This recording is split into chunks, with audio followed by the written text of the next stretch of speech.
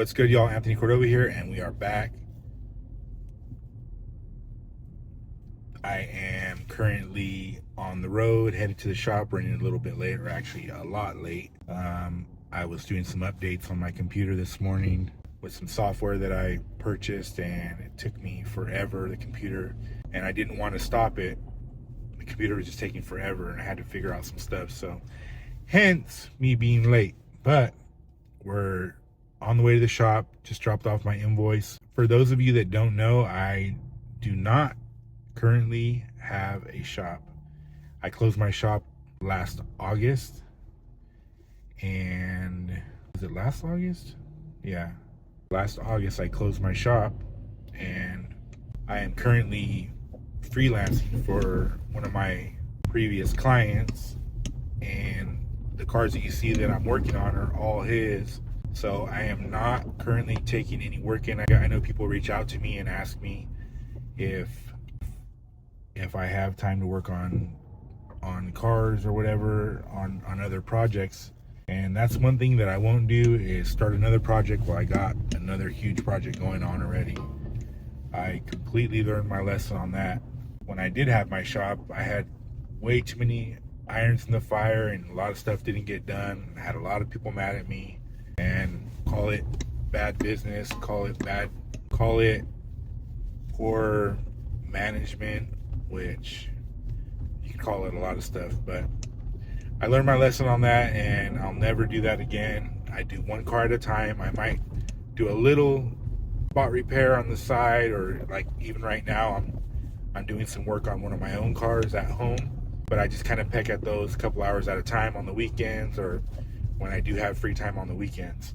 So with that being said, I wanted this channel to be more about, or more than just me working on cars. I kind of wanted this channel to be about a lifestyle channel, and kind of what it is I do. What the fuck are they honking at?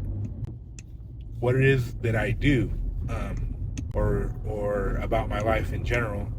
So yes, I did have a shop for a little over 25 years or something like that, 23 years, somewhere around that area. I lost count of all the years I've had a shop, but in between that time I had about 6 locations. I've even had a business partner, probably about 3 different business names. I always struggled with the idea of totally changing career paths, and I did that for a little while, or kind of freelance on the side. And not freelance, but I did go to work for other shops. At times I would go to work for other, I would just solely go and do collision repair and paint or whatever, what have you. I even bartended these last couple years. I bartended, and I served, and I DJ'd. When DJing caught on, I still DJ. I live stream on Twitch, which, if you don't know, that's like a gaming platform, but there's a lot of DJs on there because they won't take down your live stream for playing copyrighted music, basically. So with that being said, I did want this channel to be about more than just me, like I said, working on cars. And I definitely didn't plan on staying on this path of automotive customization, automotive restoration, whatever you call it. My past client that I work for now, the client with that 58, he has a bunch of other convertible Impalas, but we're planning on doing some other cars. But I'm just working for him. He pays me well to do, and by the hour. I don't give him estimates or anything like that. And that's the problem with a lot of these shops, and that was the problem with me before, is I'd give an estimate, and then I'd be upside down, sometimes by double, even triple, and I couldn't sustain that. I sacrificed so much for clients, and then I'd see them on the weekends, going on vacation, spending time with their family. I sacrificed relationships with my kids, with my family, just to try to make it in that business, and it just never panned out. There was months when or even years when I did very well for myself. But then there was a lot of years that I just could barely scrape by.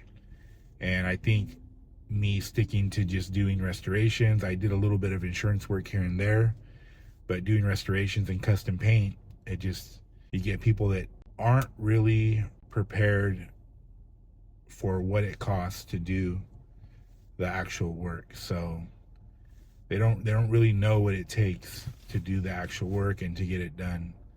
And a lot of the times, even people that I'd get that would pay me hourly, they get, you know, a quarter of the way into the job and they're like, holy shit, this costs a lot of money.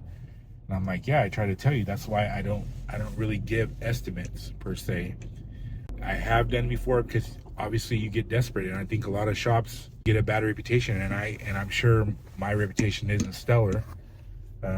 You know, I've pissed off a lot of people. I've had to give jobs back. People have just came to pick up jobs because they got tired of waiting, or, you know, I've had people, like I said, really upset with me. But I gave all that up, and it was even at as much trouble as it was having that shop, it was still hard for me to like put away my pride and be like, you know what, I'm just not making it. So with that being said, I do not have a shop, and I am so happy that I don't have a shop anymore. That was like 80% of my problems was revolved around that shop. Like I said, I sacrificed relationships with my kids. I have 4 kids. Biologically, I have 5 kids altogether. I have a son that's not biologically mine that I still raise. And I just had a son in September. I had my baby, my son Nico, with my girlfriend Carissa. And prior to me and Carissa moving in together, I was living in my shop. I wasn't making very much money. I was just struggling to pay bills, to pay rent, to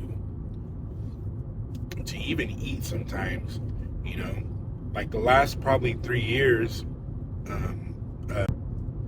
of my life, or not this last year, because my life turned around after I got rid of my shop. That was like 80% of my problems.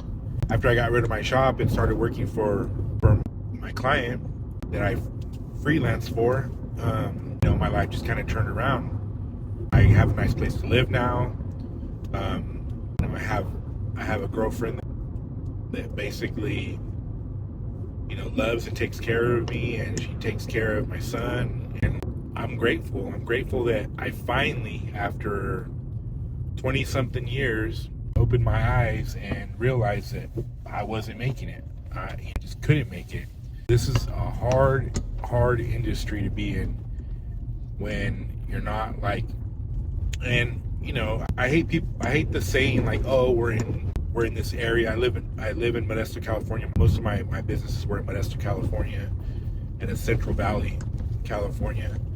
And I hate this, you know, people saying, oh, you know, you're not in the right area. You know, you need to be like in the Bay Area, you know, and there's more money flowing, and or even in, you know, down south in LA, around that area, you know. And it kind of is true.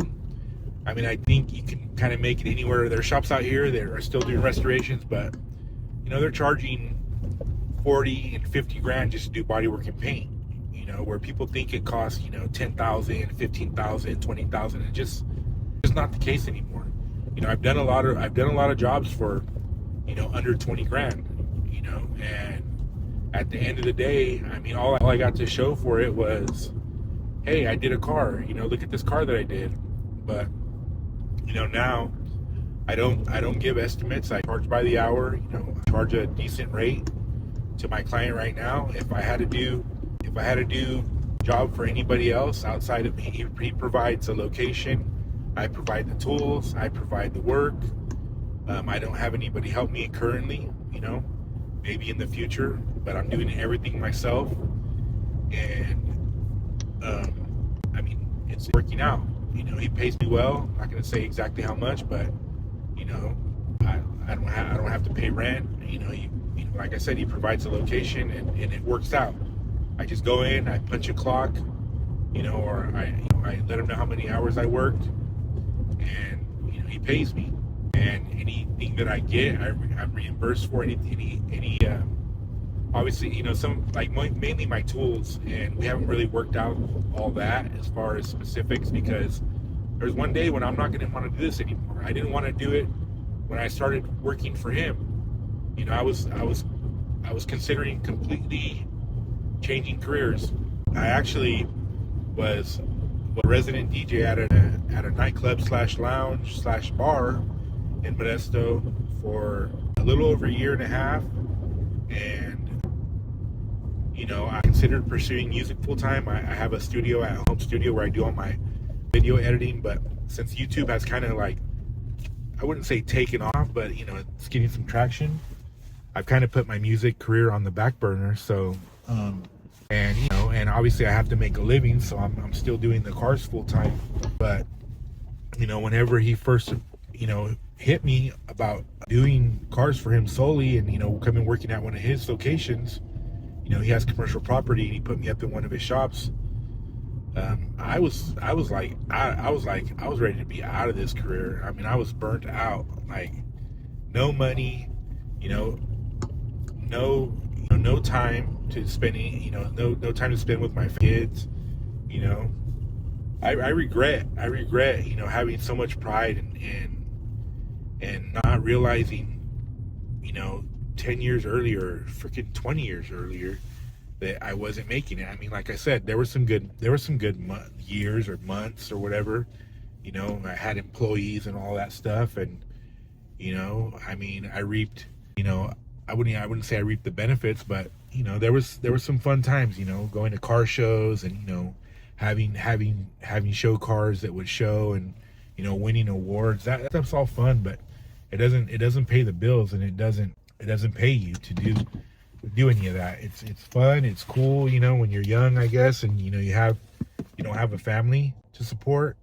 That's all good, but I'm 49 years old already, and I do not have the time to waste anymore. I mean, I wasted enough time, and so that's where I'm at with the whole shop right now. But we just got to the shop, so I'm gonna go ahead and show you where I'm at with the car right now. And hopefully you like this raw footage, because I'm going to start vlogging more often. I'm going to try to do every day and just drop a video every day and show you where I'm at and talk a little bit more. But these videos are going to be a little bit more raw. There's not going to be a lot of editing. Might be a little music, because I like music. But with that being said, if you're getting some value, or you're enjoying the videos, please like and subscribe. It's an easy way and free way to show support. And don't forget to hit the notification bell so that you can be notified every time I drop a video. All right, let's get to the work. So before we get going on the work part of this video, I just wanted to say that I'm still going to be doing the other longer form videos. These are going to be long form too, but I'm still going to be doing those other videos where I'm doing all the editing and the music and the more production value videos. But I do want to keep doing the raw videos where I'm just talking about lifestyle and work and life in general. So I just want to say that. Let me turn you around and show you what we got going on with the 58. So as you can see, the back of this rear body panel where I made this piece on the last video is all completely welded in solid. And I just have to weld this little part right here, but I wanted to make sure I can adjust this piece here. This piece is clamped in, and actually it's tacked in right here and tacked in right here on this edge. I still have yet to tack this piece in. I have to cut out a section of this. The way this works is this piece goes in first. In here, I ran a backing plate, which is just another plate that goes around and matches the shape of this other piece. I'm gonna fill in this piece right here. So there's a plate back of this, and it actually follows the form of both of these pieces right here. The way I cut these two pieces, you can see this piece right here on the outside is also tacked in. I have a video showing that made me actually making this piece right here. This piece is all handmade right here, and it's the outside piece right here. So that goes in the back of this quarter panel. So the way this piece is I cut some of this upper section here away, and you can see some of this rotted section still here. And then I actually cut a relief cut in these on both sides on the bottom area here on this one piece here. And then I cut a relief here and welded it all together to kind of collapse that a little bit. And so this will go just like the stock one, just like the stock pieces will go like this. I still have to manipulate this a little bit more to get it to close that gap. I might have to cut a little relief here and then cut some here and then bend that in a little bit, so that'll reach this section here. So that has to happen. This is all tacked in like I said before. I went ahead, I was using flux core on some of this other stuff, but flux core only runs, and in my weld it only runs 035 wire. So in this I'm running on this part here, I'm running 025 with shielding gas, and they come out a lot cleaner. I got away from doing the flux core just because you have to run thicker wire in my actual wire feed welder, and it was, I mean, I can use it, but on this thinner metal it actually burns a little bit hotter, and you know, it's more chance of actually warping, and also more chance of burning holes in the sheet metal. So anyway, and then you've seen the other video of this part being done. That's all done. And then now this rear section is all done, and that's nice and clean. There were some relief cuts that I had to make here so I can cut this section here, but that's all fully welded in.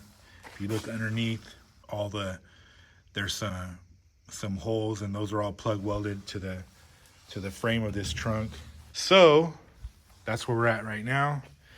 Right now, what I'm going to do is finish welding all this, kind of line it up. I'm going to run some screws in here to this backing plate. This is just clamped in right here. I'm going to run some screws in here to bring this backing plate closer to these holes so I can plug weld those. And then I put some weld through primer in here on the back side of these panels, and also on the frame of this trunk drip channel, or whatever you want to call it. But that's where we're at right now. I'll go in here and I'll scrape those with the little screwdriver and get those back to bare metal, and then I'll weld those plug welds, and then I'll work on making a little section for up in that corner where there's some rust right up in here. I'll make a little section for in there, and then I'll continue to finish this one right side after we're done with this section here. So it's just piece at a time. Everything has an order that it goes in. This piece had to go in first, and then, like I said, the backing plate, and then I put this piece in there, and I fully welded this piece after I got this piece kind of tacked in. So I'm kind of just working my way around, and then, like I said, I'll get to that side, and then we'll be back on the floors, and hopefully our sheet metal order will be in by then. We have a bunch of aftermarket pieces coming in for the floor, for the trunk, and for the quarter panels. So that's what it is. So you can see I got some self tappers right here with my drill, 1/4 inch bit, the driver bit, actually 1/4 inch socket with the driver bit. And I'm just gonna run these through this piece here into that backing plate to suck that plate up to those holes. And obviously after it's all welded, I'll plug weld those holes. That one doesn't want to go in. Try a different spot.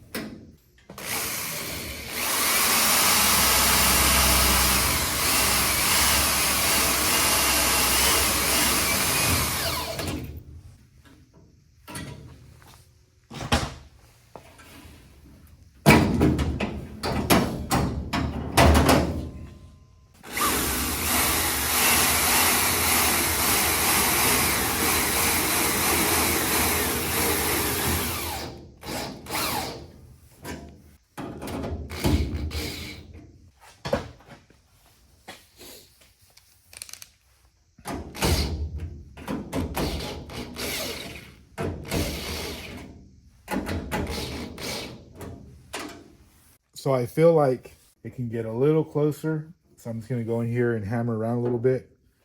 Try to get a little closer to that backing plate.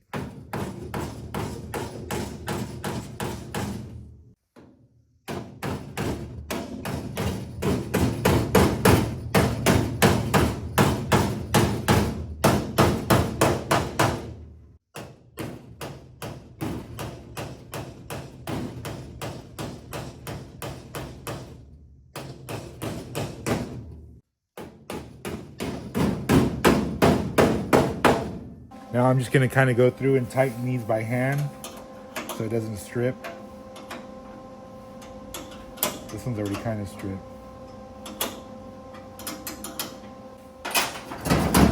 Then I got a pry bar to kind of push up against that backing plate.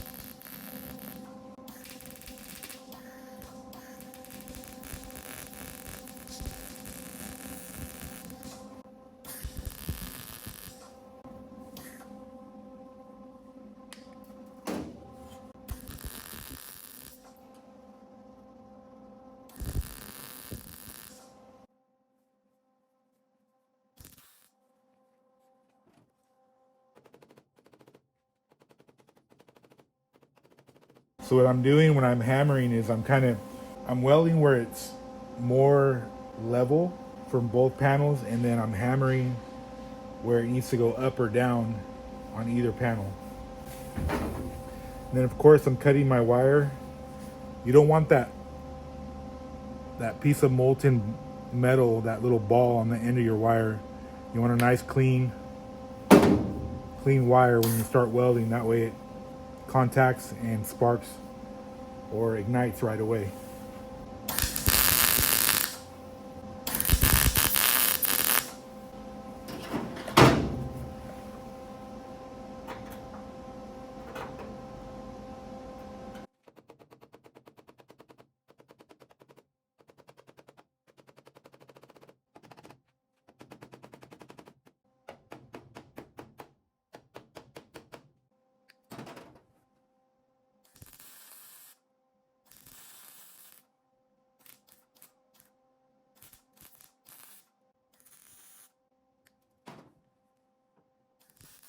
And I'm just going to go through and clean a little bit with the wire brush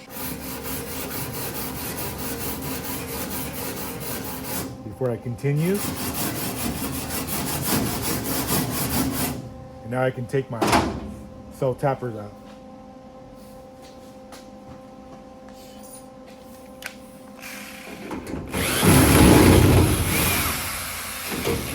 They're probably hot, so you don't want to grab them. Now I can weld up the holes where the self tappers were screwed in. So now what I'm gonna do is go through and grind and just clean up those welds on this, especially on this section a little bit. And over here, to get my next round of welding, I'm gonna go ahead and clean up those as well with the grinder. And then I'll start working on this area here on the inside, and then also weld this solid on the outside. So we got that inner section somewhat welded up, but we're gonna go ahead and hit it with the grinders. I got all the grinders, die grinder, cutoff wheel, which I'll use to like knock the high spots down. Got my Harbor Freight Special with the 2-inch on it. If you want to chop that disc down, those are nice to get in the small little areas. Got my Cornwell. This thing's super vicious right here, super powerful.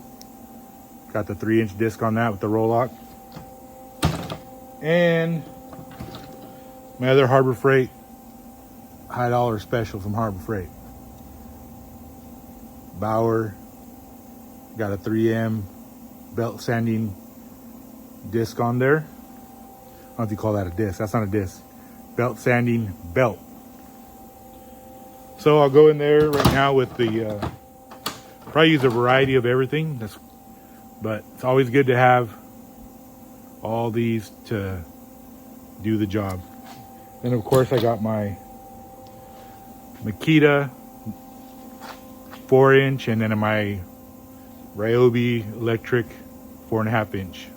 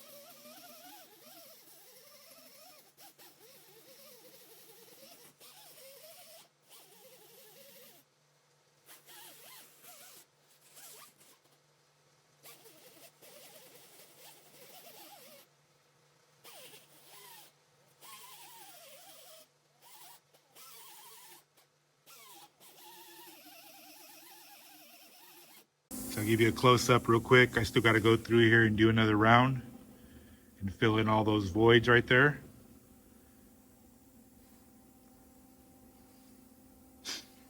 Not going to do the outside right away. I think I'm going to go grab the trunk and throw it up there and make sure that this line is going to be in alignment with the edge of the trunk. I did make it to the form of the body, but I still want to make sure that that trunk is going to line up with this line right here.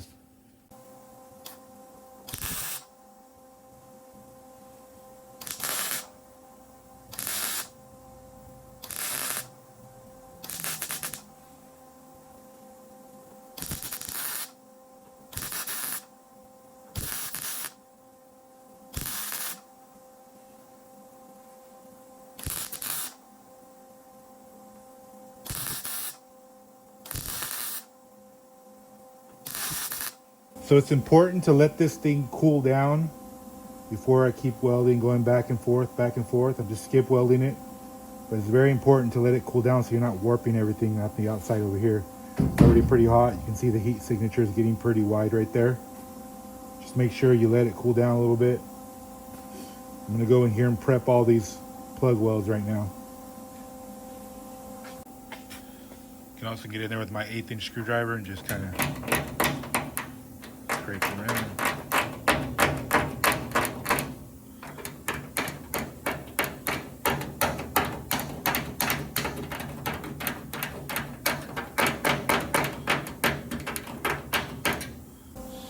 Now I'm going to go in for round 3 on this area right here and fill the rest of that butt weld, and then I'm going to go in here and fill these plug welds.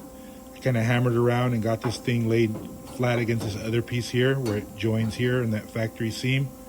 So I'll go ahead and plug weld this and plug weld these other ones here, and then all will be left is this seam here and this outside area.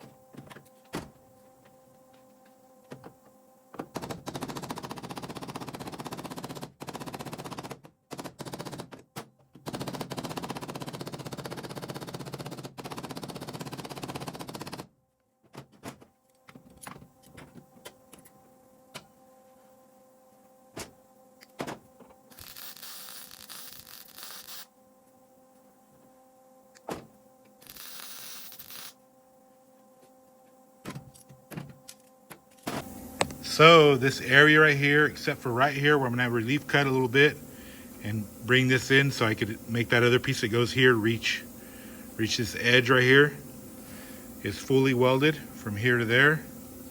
Just gotta clean that up, prep those welds, and then all the plug welds are filled on the inside all the way to the other piece. Now I just gotta go around and fill the rest of this seam right here, and obviously fill that seam on the inside as well. But first I got to get that trunk up there, make sure that we're in the right position. I can still hammer on this, hammer this around and mess with this if I need to, because I haven't welded it at all, or clamp it down or screw it down, whatever it needs. But this is all done. That's done in there. That piece is done. So now just this outside piece, and then we're on to finish the rest of the right upper side over here. So as you can see behind me, I didn't manage to get the trunk on. Everybody leaves around here around 3:30. Anybody that can help me, so have to tackle that tomorrow. But I did manage to get most of the intersection welded and all the welds prepped. I'll show you that right now. So as you can see, that seam is welded solid on this upper section here. All the plug welds are done and the welds are prepped. Went in there with the die grinder and then went in there with the Scotch-Brite wheel and took care of all the rough marks from the grinder. This is all plugged weld to that backing plate. I still got to go in here and fill this seam right here with weld, and then obviously fill this other seam on the outside. But like I said before, I do have to put the trunk on and make sure that this line is going to line up with the trunk. I can manipulate and hammer and still mess with this line. That's why I left it open. It's just tacked here and here and tacked around here, but I still can come in here and hammer and, like I said, and clamp down. Once it's clamped down, it gets a little tighter on this backing plate in here, and then I'll be able to go in here and finish this seam, and that'll be nice and flush to this other section over here. And then like I told you before, I can go in here, relief cut this, and kind of hammer this in so I can get this other piece to lay against this inner flange for this quarter panel that goes up here. And then I'll go on to continue this right side, and this trunk section will be done.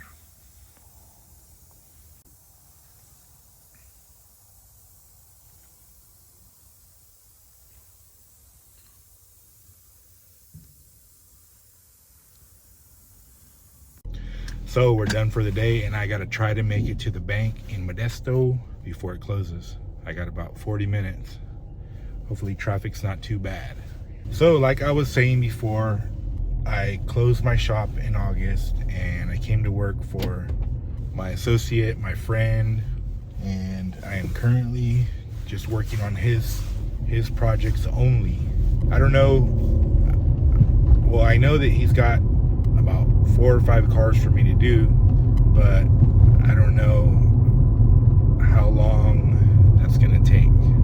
So I don't know if I'll ever work on customer cars again, or if this is gonna be the end of my, I don't think it'll ever be the end of custom auto body, custom paint career, because honestly, I've tried to get out of the industry before over the years. I've been doing this since I was 19. I'm 49 now, so that's 30 years that I've been in the industry. I started at a small dealership in Patterson, California. The Ford dealer there, at that time it was called Family Ford. They actually gave me a tow truck when I was 19. That was wild. So why they would give me, my crazy ass, a tow truck. It's so crazy. I used to take that thing to canal parties, to lake parties, to, man, I used to, not particularly proud of it, but I used to drink in that thing, open containers. I remember one time, basically like a canal party, orchard party, because that's all when you live out in the sticks, that's what there is to do. You go to canal parties, and of course I was drinking, and all of a sudden I was on the police rotation. So I would get calls from the highway patrol. I would get calls from the local sheriffs, and I remember being pretty buzzed one time and getting called to a call where, I don't know, somebody had, I think, didn't have or had a suspended license, and I just remember thinking like, damn, I hope they can't smell the alcohol in my breath, because if not, I'll be the one going to jail. But yeah, they gave me a tow truck, and when I was 19, and I worked in the body shop during the day, and I drove tow truck at night. And so that was my first body shop job. I learned from an old school sheet metal repair guy. He actually taught me quite a bit. His name was Evaristo Segoviano. So he actually taught me a lot about sheet metal repair. That guy could take a damaged piece of sheet metal and just and work it and hammer and dolly and just make it look like, if you pecked and filed, we used, by that time in the 90s, people were using filler quite a bit, so nobody in production bodywork pecked and filed and used lead and all that, or pecked and filed and metal finished anything. But I could damn near, when I used to work at other shops, and even now, I could, if I really wanted to, just peck and file and metal finish something, I could do it, but we got to be somewhat efficient. We're not building $1 million cars, even though this 58 convertible that I'm working on will probably be worth a couple $100,000, or maybe even a little more by the time I'm done. I mean, you got to stop somewhere. So, but I learned a lot over the years, and I'll never regret learning the skills that I have. Like I said, I've tried to get out of the industry plenty of times, and something just always seems to bring me back. Mainly because that's where I make the most money at. So yeah, I made quite a bit bartending. I don't think I bartended enough, but bartending is pretty profitable. If you can get enough shifts and work on the good nights, you can make anywhere from $200 to $500 a night in just tips. So they're always going to pay you around minimum wage or maybe a couple dollars over for an hourly rate, but when you get tips, you make quite a bit of money. And I worked at a craft cocktail lounge, so it was a higher end bar, and we served, like I said, craft cocktails. So I got pretty good at making some cool drinks, man. That was a cool experience. But I've always been kind of a person that loves that nightlife experience. So I just at a certain point, I'm like, either I'm gonna keep drinking and like keep partying and kind of just half-ass like my goals, my goal of like becoming a music producer or doing music full-time and doing YouTube. I started, if you look at my old videos on my YouTube channel, on this actual channel, my first videos were like in 2018, I believe, or 2017, and they weren't very good, but I got some views on those, and they're actually still up if you want to look at the date. But my first videos were around 2018. I just didn't stick with it. There's a lot of stuff like that I did. I even had an Etsy store. I did artwork and did art shows, and I've always kind of been artistic. So I would get into different stuff. I did try to do an eBay store, but I always came back to doing bodywork and paint because, for one, I still have old customers hitting me up and trying to get work done. But unfortunately, I don't have a shop. Not even unfortunately, I'm glad I don't have a shop, because that getting rid of my shop was a huge weight lifted off my shoulders. So I don't regret it at all. I regret not doing it right and not having some financial backing and not, maybe getting a business loan and doing it right, because I scraped and scrounged for every tool, every location. When I had to move, you have to come up with a deposit, and first and last month, and I had 6 locations. And like I said before, at one point I had a business partner, and it just, I just regret that it never worked out. But it taught me a lot of valuable lessons. A few things that it's actually taught me is people will only fuck with you as long as they need you. That's real talk. Everybody that was my homie and oh, you're my boy, they're not around now at all. I might have one of my friends that might reach out, that we built cars together once in a while, and ask me how I'm doing or see what I'm up to, but people will only fuck with you as long as they need you. And that goes for people that you think you're friends, that goes for family, and now I don't even mess with people anymore like that. If you only call me when you need me for something, we're not close. We're not family, we're not friends, we're not anything. If you can't call me once in a while just to see how I'm doing, or just to shoot the shit, then like I said, if you only call me when you need me, we're nothing. We're acquaintances. And it taught me the value of saving money, because like I said, when it was good, I thought, oh, it's always going to be like this. It's never the case in business. You always got to save for a rainy day. So yeah, it taught me that, and it taught me a lot of valuable lessons. And people will always want a deal. No matter your circumstances, they think that it's easy. They think that what I do happens overnight, and as you can see, it takes time and a lot of effort and a lot of patience and a lot of skill to do what I'm doing.